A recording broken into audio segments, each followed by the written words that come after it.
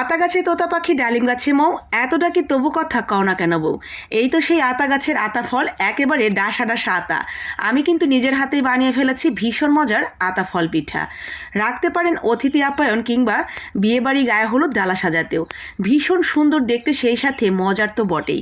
তো প্রথমেই এই আতা পিঠা বানানোর জন্য আমাদের পুর তৈরি করে নিতে হবে। নারকেলের সাথে খেজুর গুড় ঝোলাটা দিয়ে দিয়েছি, সাথে 1 চিমটি লবণ আর একটা এলাচ, তার সাথে সামান্য একটু পানি দিয়ে নরম পাকে ঠিক এরকম করে একটা পুর তৈরি করেছি। এরপর কড়াইটা না ধুয়ে ওই কড়াইতে দিয়ে দিলাম আগে থেকেই জাল করে নেওয়া কিছুটা গরুর দুধ 1 কাপ পরিমাণ, সাথে স্বাদ মতো চিনি আর অল্প একটু লবণ দিয়ে আমরা দিয়ে দিলাম আতপ চালের গুঁড়া। আতপ চালের গুঁড়া দিয়ে সুন্দর করে একটা ডো তৈরি করে নিতে হবে। নর্মালি এই ডোটা কিন্তু একটু নরম নরম হবে, একটু নরম নরম না হলে আপনি যখন শেপটা দিতে যাবেন তখন কিন্তু ভেঙে যাবে। তাই সেটা মাথায় রেখেই যদি একটু শক্তও হয়ে যায় ডোটা, তাহলে হাতে আরেকটু পানি নিয়ে সুন্দর করে ডোটাকে মেখে নেবেন, যাতে একটু নরম নরম ডো তৈরি হয়। ঠিক এরকম হয়েছে। এরপরে আমরা লম্বা করে একটা লেচি তৈরি করে নেব। এরপরে ছোট্ট ছোট্ট করে মার্বেলের মতো করে ছিঁড়ে নেব। খুব বেশি বড়ও করব না, আবার একেবারে ছোট করব তাও না। ঠিক এরকম হয়েছে একটা মার্বেল, ঠিক যতটুকু সাইজের হয় এরকম। বড় বড় করে তৈরি করলে কিন্তু আপনার আতা ফলগুলো একেবারে বড় বড় ডাসা ডাসা আতা হবে। তো সেটা মাথায় রেখেই ছোট ছোট করে লেচিগুলো কেটে নেবেন। ঠিক এরকম করে সবগুলো আমরা মার্বেল তৈরি করে নিয়েছি। এখন এগুলোকে 2 আঙ্গুলের সাহায্যে ঠিক এরকম করে ছোট ছোট করে বল তৈরি করে নিতে হবে।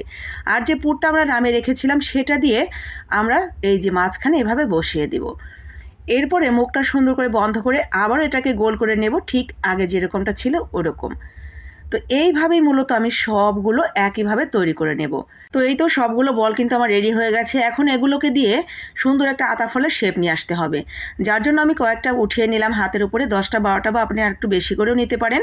এরপরে এগুলোকে সুন্দর করে সবগুলো একসাথে ধরে হাতে নিয়ে একটু চাপ দিলেই কিন্তু জয়েন্ট হয়ে যাবে। জয়েন্ট করার সময় যদি মনে হয় এগুলো খুলে আসছে, তাহলে সামান্য একটু পানির ছিটা দিয়ে নিতে পারেন বলগুলোর উপরে, তাহলেই দেখবেন খুব সুন্দরভাবে জয়েন্ট হয়ে গেছে। তো ঠিক এইভাবেই আমি সবগুলো আতা ফল তৈরি করে নিয়েছি। এখন আতা ফলের একদম সেম কালারটা আনার জন্য হাতে সামান্য একটু গ্রিন ফুড কালার নিয়ে ঠিক এইভাবে হাতের উপর নিয়ে ঘোরাতে থাকলেই দেখবেন খুব সুন্দর একটা কালার চলে এসেছে। দেখতে যেন হুবহু একেবারে কাঁচা একটা আতা ফল।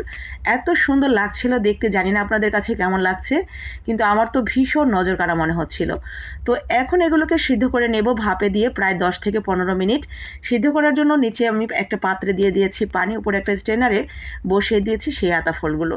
এখন এগুলোকে 15 মিনিট সিদ্ধ করার পরে দেখতেই পাচ্ছেন কালারটা আরও কতটা চকচকে এবং শাইনি হয়ে গেছে।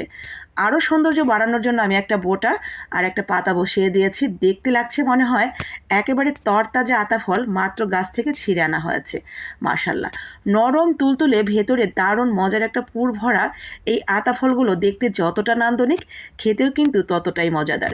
যে কোনো অতিথি আপ্যায়নে যদি আপনি এই পিঠাটা রাখতে পারেন, সে কিন্তু প্রথম দেখাতেই ফিদা হয়ে যাবে।